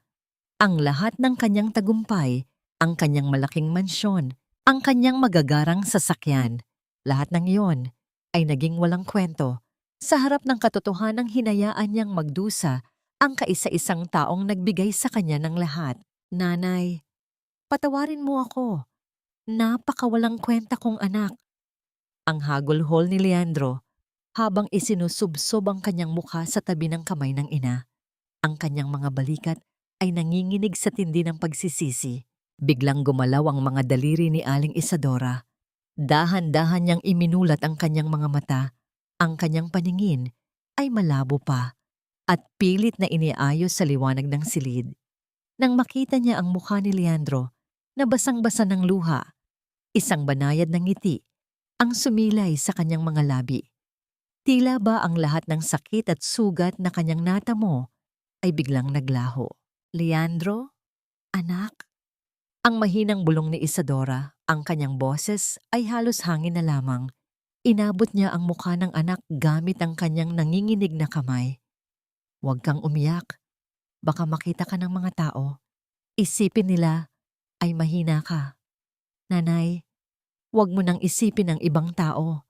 Nandito na ako. Ililipat kita sa pinakamagandang ospital. Kukuha ako ng pinakamagagaling na doktor. Ang desperadong sagot ni Leandro habang hinahalikan ang kamay ng ina. Ngunit ang nangiti ni Isadora ay unti-unting napalitan ng isang mahinang daing. Ang kanyang mga mata ay biglang pumikit ng mariin at ang kanyang hininga ay naging mabilis at mababaw. Kasabay nito, ang monitor sa kanyang tabi ay nagsimulang maglabas ng mabilis at nakakatakot na tunog. Nagpapakita ng pababang linya ng kanyang tibok ng puso. "Doktor! Tulong! Ang ina ko!" Ang sigaw ni Leandro sa gitna ng emergency room, ang kanyang boses ay puno ng takot na hindi niya kailanman naramdaman sa alinmang board meeting. Mabilis na lumapit ang mga nurse at doktor, pilit na inilalayo si Leandro mula sa katre habang sinisimulan ang emergency treatment. Habang inilalayo siya, ang tanging nakikita na lamang ni Leandro ay ang maputlang mukha ng kanyang ina na unti-unting nilalamon ng mga aparato at ang dugoong patuloy na dumarating sa benda sa kanyang ulo. Makakayanan pa ba ng mahinang katawan ni Isadora ang tindi ng pinsala o ang muling pagkikita nilang ito ang magiging huling sandali na maririnhig ni Leandro ang boses ng kanyang ina? At kung mawala siya, paano mabubuhay ang isang anak na may dalang habambuhay na sugat ng pagsisisi? Ang bawat tunog ng makina na sumusubaybay sa tibok ng puso ni Aling Isadora ay tila isang hatol sa pagitan ng buhay at kamatayan. Sa labas ng silid, nakasandal si Leandro sa pader. Ang kanyang mga kamay ay nakatakip sa kanyang mukha, habang ang kanyang buong katawan ay nanginginig sa takot. Sa unang pagkakataon sa kanyang buhay, napagtanto niya na ang lahat ng kanyang bilyon ay walang silbi kung hindi nito kayang bilhin ang kahit isang karagdagang segundo para sa buhay ng kanyang ina. Lumabas ang doktor na may dalang mabigat na buntong hininga, ngunit may bahagyang ngiti sa kanyang mga labi. "Stable na po ang kanyang kondisyon, sir. Milagro pong nakayanan ng kanyang puso ang matinding stress at ang pinsala sa kanyang ulo. Kailangan niya lang po ng mahabang pahinga at tamang pangangalaga." Napasandal si Leandro sa pader. Ang kanyang mga tuhod ay tuluyang nanghina. Sa tindi ng pasasalamat, ang kanyang puso na tila binalot ng yelo kanina ay dahan-dahang nakaramdam ng init. Mabilis niyang inayos ang paglilipat kay Aling Isadora sa pinakamagandang pribadong ospital sa bansa, gamit ang isang ambulansyang puno ng mga modernong kagamitan upang matiyak na hindi siya mapapagod sa biyahe. Bago umalis ang ambulansya, lumapit si Leandro kay Mang Carding. Tiningnan niya ang matandang lalaki na naging tanging tagapagtanggol ng kanyang ina sa gitna ng unos. Yumuko si Leandro ng mababa, isang kilos ng lubos na paggalang na matagal nang hindi nakikita sa isang taong may kapangyarihang tulad niya. "Mang Carding, salamat po. Utang ko po sa inyo ang buhay ng aking ina. Mula ngayon, hindi niyo na kailangang mag-alala sa inyong pang-araw-araw na pamumuhay. Kayo po ay bahagi na ng pamilyang ito." Ang wika ni Leandro na may kasamang tapat na pagmamahal. Tinapik ni Mang Carding ang kanyang balikat. "Ang mahalaga, Leandro, ay nahanap mo na ang tunay na kayamanan mo. Ang pera ay madaling kitain muli. Pero ang ina ay iisa lang." Matapos matiyak na ligtas na ang kanyang ina sa bagong ospital, ang anyo ni Leandro ay muling nagbago. Ang malambot na emosyon ng isang nagpapakumbabang anak ay napalitan ng isang malamig at matalim na determinasyon. Ang bawat patak ng dugo ng kanyang ina sa sahig ng barong-barong ay dapat may katapat na pananagutan. Sumakay siya sa kanyang sasakyan at tinawagan ang kanyang chief of security. "Nasaan na si Clara?" "Sir, kasalukuyan po siyang nasa kanyang opisina sa branch. Nag-iimpake po siya ng kanyang mga gamit at tila may hawak na isang lumang dokumento. May impormasyon din po kami na may mga lalaking binayaran siya kagabi na kasalukuyan naming hawak ngayon sa aming headquarters." Ang ulat ng security, isang mapait na ngiti, ang sumilay sa mga labi ni Leandro. Huwag niyo siyang hahayaang umalis ng gusali.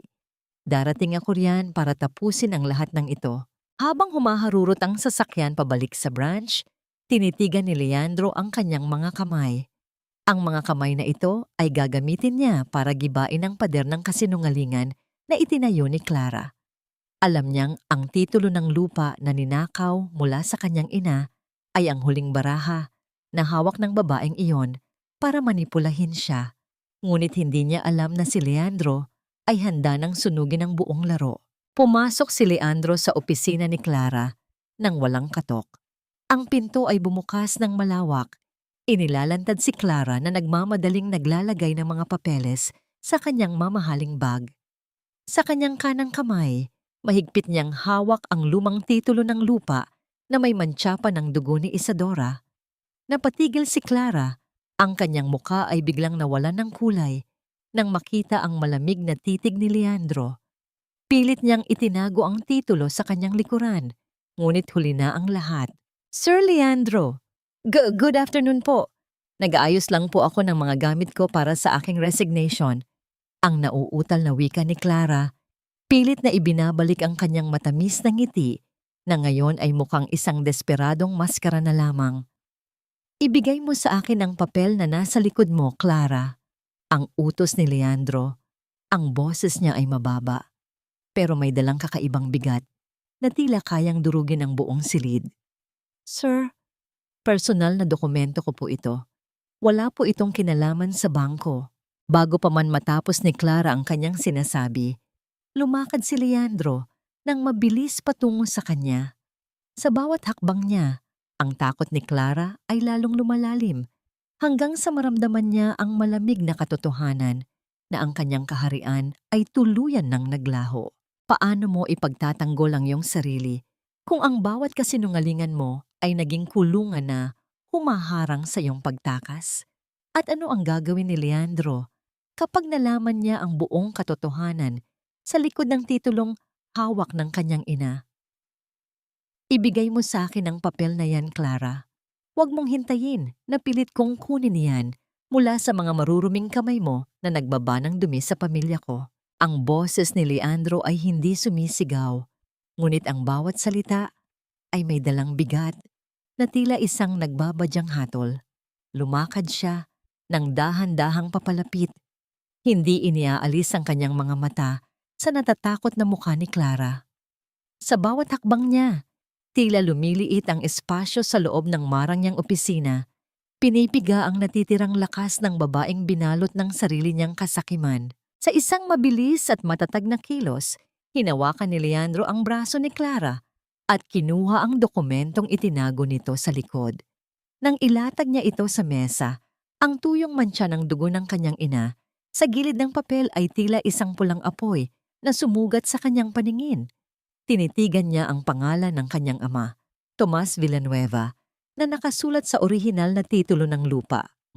Ito ba? Ito ba ang dahilan kung bakit mo ipinadala ang mga tauhan mo para saktan ang aking ina sa sarili niyang tahanan?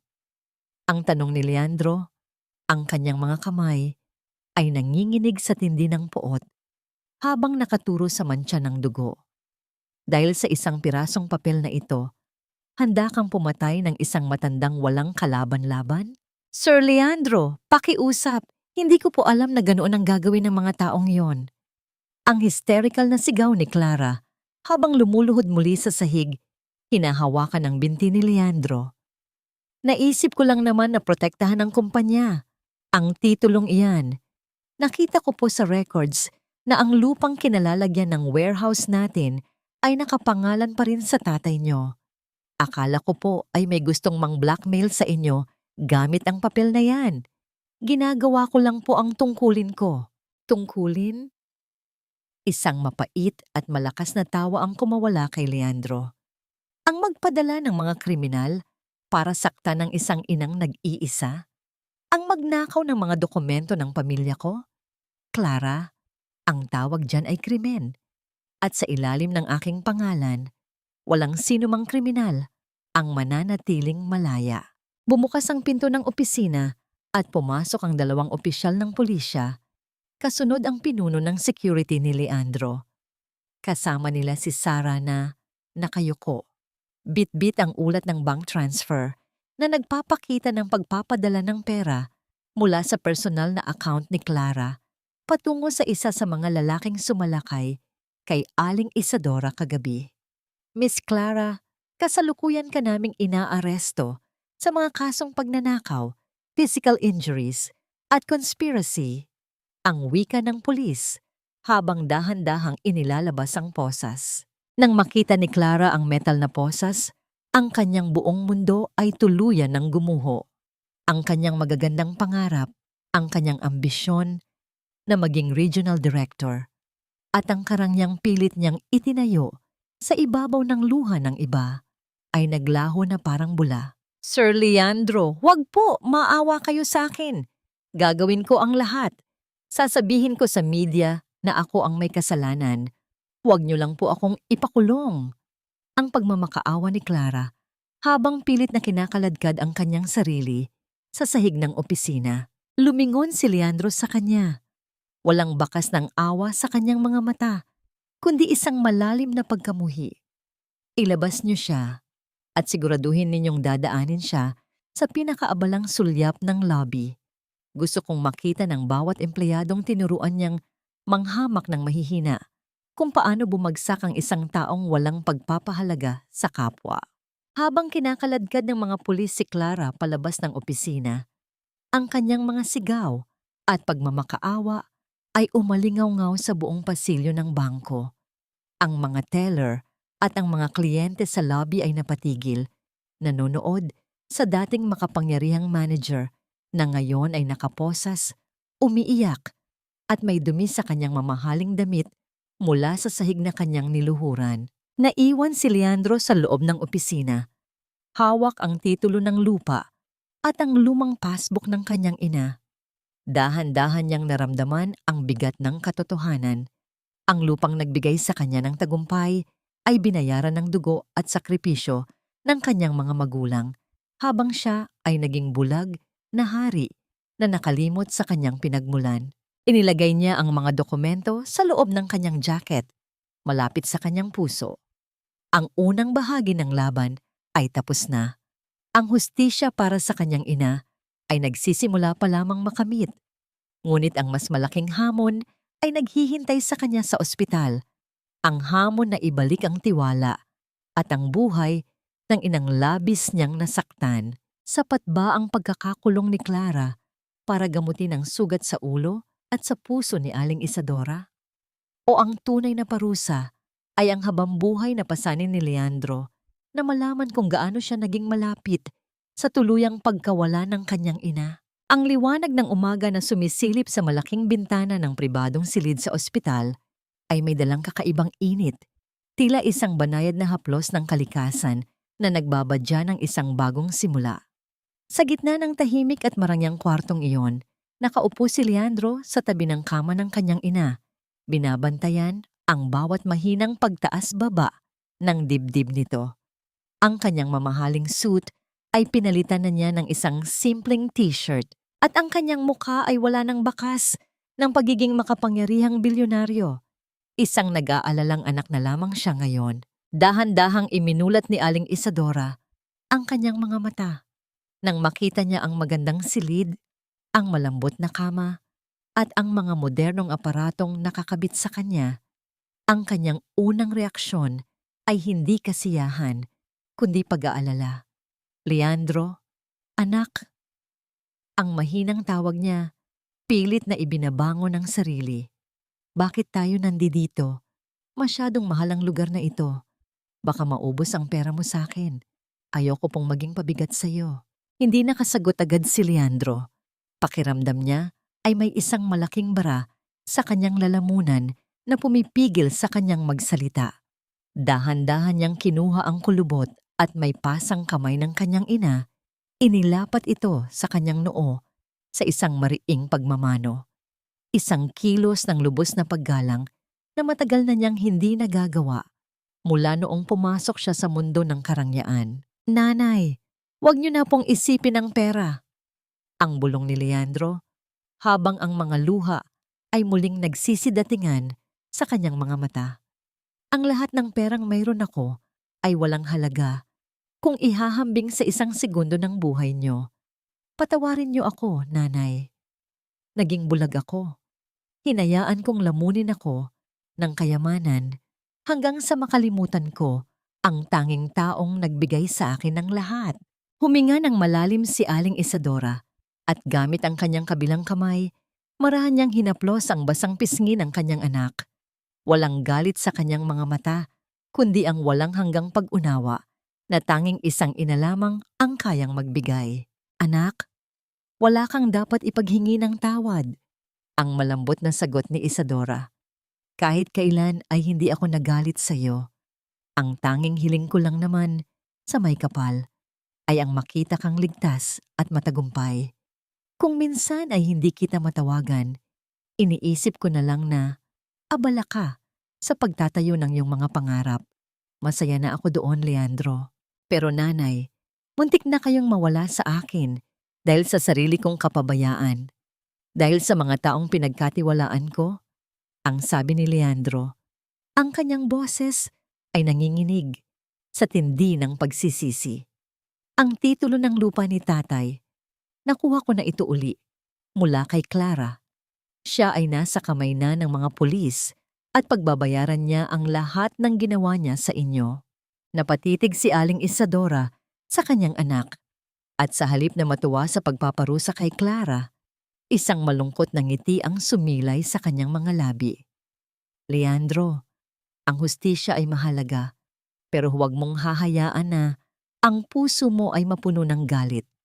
Ang titulong iyan, hindi ko yan itinago para protektahan ng lupa, kundi para magsilbing paalala sa iyo na ang tunay na pundasyon ng buhay ay ang dangal at ang pagmamahal sa kapwa.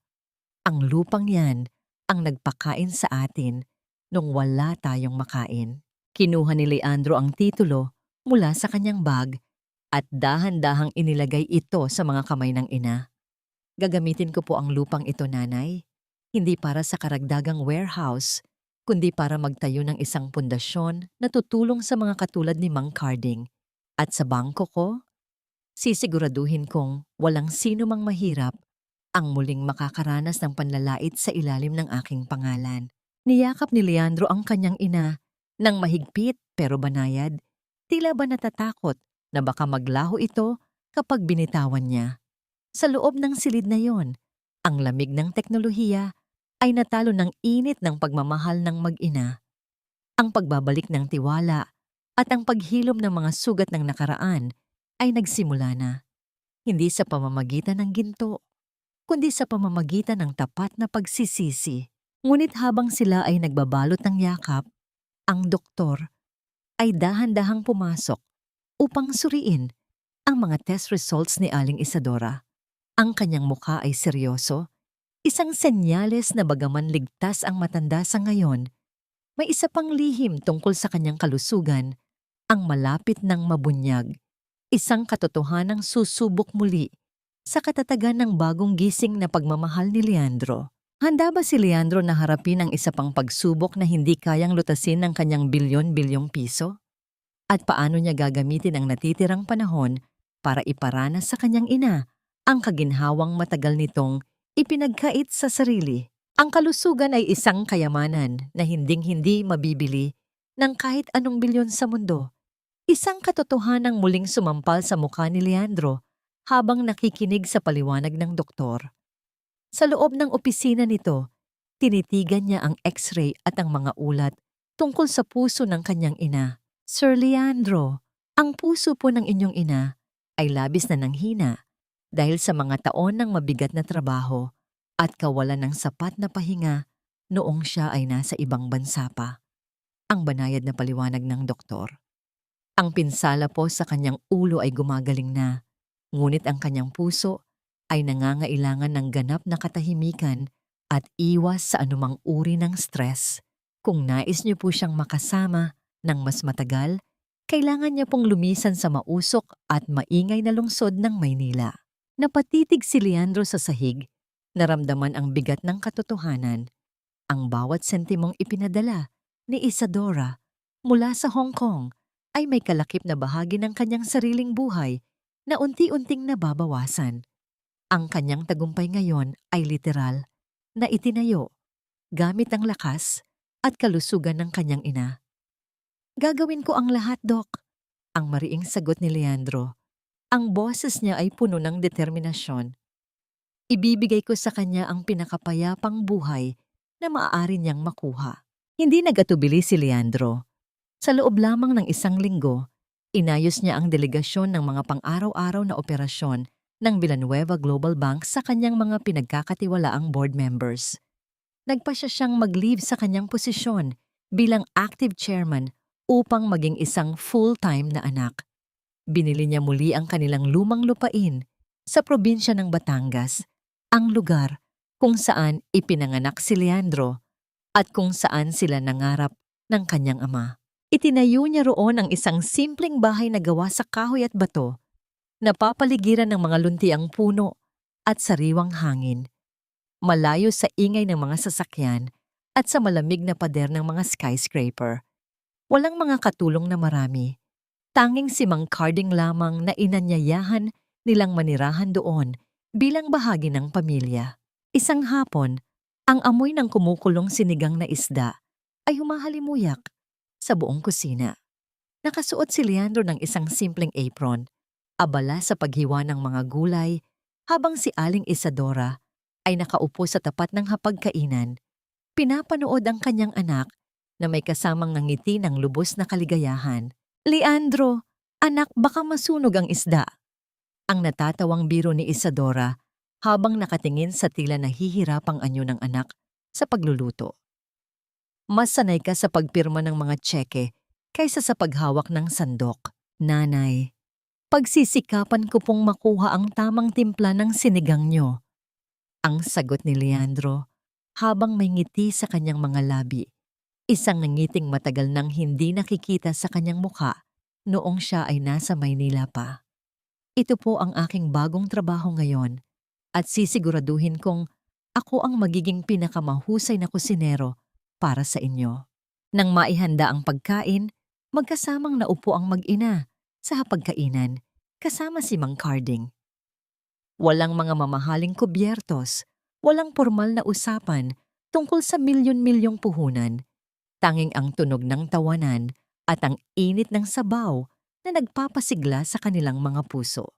Sa simpleng hapagkainang yon, naramdaman ni Leandro ang isang uri ng kapayapaan na hindi kailanman naibigay ng kanyang mga tagumpay sa negosyo. Matapos kumain, lumabas ang mag-ina sa veranda upang panoorin ang paglubog ng araw.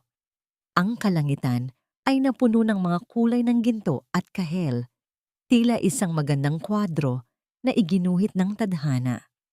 Inilagay ni Leandro ang isang makapal na shawl sa mga balikat ng kanyang ina upang protektahan ito sa malamig na hangin ng hapon. Leandro, ang tawag ni Isadora habang nakatingin sa malawak na bukid. Salamat sa pagbabalik sa akin dito. Sa lugar na ito, nararamdaman ko ang presensya ng iyong tatay. Pakiramdam ko ay tapos na ang aking misyon sa mundong ito. Kinabahan si Leandro sa huling pangungusap ng ina. Hinawakan niya ng mahigpit ang kamay nito. Nanay, huwag po kayong magsalita ng ganyan. Marami pa po tayong gagawin. Gusto ko pa pong makita niyo ang paglaki ng mga magiging apo niyo rito. Humarap si Isadora sa kanya. Ang kanyang mga mata ay nagniningning sa pagmamahal. Anak, ang buhay ko ay sapat na dahil nakita kitang nagbalik sa pagiging isang mabuting tao.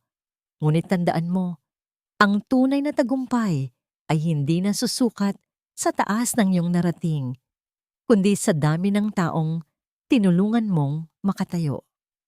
Huwag mong kakalimutan ang mga taong naiwan sa ibaba. Isang banayad na hangin ang umihip, nagdadala ng amoy ng mga bulaklak sa paligid. Ngumiti si Isadora at dahan-dahang ipinikit ang kanyang mga mata habang nakasandal sa balikat ng kanyang anak. Tila isang batang nakahanap ng ligtas na silungan pagkatapos ng isang mahabang paglalakbay. Ang katahimikan ng hapon ay tila may dalang isang mahalagang tanong para sa kinabukasan. Nahanap na nga ba ni Leandro ang kapayapaang matagal na niyang hinahanap?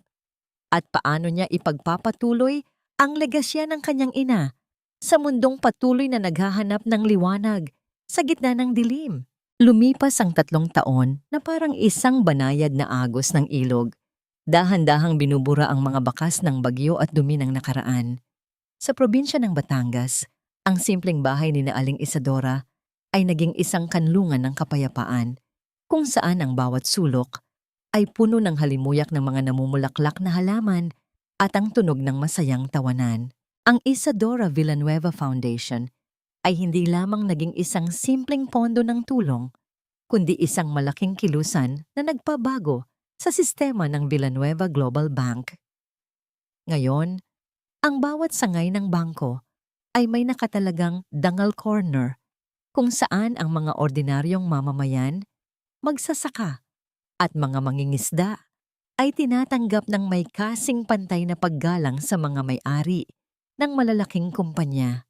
Ang mga empleyado ay sumasailalim sa pagsasanay na hindi lamang nakatuon sa pananalapi, kundi sa pagpapahalaga sa pagkatao ng bawat kliyente. Isang hapon, nakatayo si Leandro sa ilalim ng puno ng mangga. Pinapanood ang kanyang ina na abalang nagtuturo sa mga bata sa komunidad kung paano magbasa at magsulat. Ang mukha ni Aling Isadora ay muling nagkaroon ng kulay. Ang kanyang mga mata ay nagniningning sa kaligayahan at ang kanyang puso, bagaman may kahinaan pa rin, ay nananatiling matatag dahil sa pagmamahal na nakapaligid sa kanya. Lumapit si Leandro at dahan-dahang iniabot sa kanyang ina ang isang baso ng sariwang juice. Naupo siya sa tabi nito at sumandal sa kanyang balikat, tila isang maliit na bata na muling nakahanap ng kanyang pinakaligtas na tahanan. Nanay, nakita ko po ang ulat ng foundation kanina. Ang banayad na wika ni Leandro. Higit 500 pamilya na po ang natulungan natin ngayong buwan sa pamamagitan ng lupain ni tatay. Pakiramdam ko po, sa wakas, ay nagiging sapat na ako bilang anak nyo. Humarap sa kanya si Isadora, hinaplos ang kanyang buhok ng may labis na pagmamahal. Leandro, anak, sapat ka na mula noong unang beses kitang mayakap. Ang pagpapatawad ay hindi isang bagay na kailangan mong bilhin sa pamamagitan ng mga proyekto. Ito ay matagal ko nang ibinigay sa iyo dahil ang pagmamahal ng isang ina ay hindi nagbibilang ng pagkakamali. Napangiti si Leandro, isang ngiti na may kalakip na ganap na kapayapaan. Sa loob ng 3 taon na lumipas, natutunan niyang patawarin ang kanyang sarili. Ang kanyang mga gabi ay hindi na binabalot ng mga akmong ng pagsisisi, kundi ng mga panalangin ng pasasalamat. Natutunan niyang ang tunay na kapangyarihan ay hindi matatagpuan sa taas ng kanyang posisyon, kundi sa lalim ng kanyang pagpapakumbaba. Salamat, nanay. Ang bulong ni Leandro habang nakatingin sa papalubog na araw. Dahil sa iyo, natutunan ko kung paano muling maging tao. Sa tabi nila, si Mang Carding ay lumapit na may dalang mainit na kape, naghahanda para sa hapunan ng pamilyang pinagbuklod ng tadhana at ng tapat na pagmamahal. Ang kalangitan ay unti-unting napuno ng mga bituin. Tila mga saksi sa isang kwentong nagsimula sa luha at panlalait, ngunit nagtapos sa tamis ng pagpapatawad at pag-asa. Ang tunay na halaga ng tao ay hindi kailanman masusukat sa ningning ng kanyang ginto, kundi sa tibay ng kanyang paninindigan at sa lalim ng kanyang malasakit sa kapwa. At sa bawat tibok ng puso ni Isadora, ang legasya ng dangal ay patuloy na mabubuhay, nagbibigay ng liwanag sa susunod na henerasyon na dadaan sa landas ng buhay.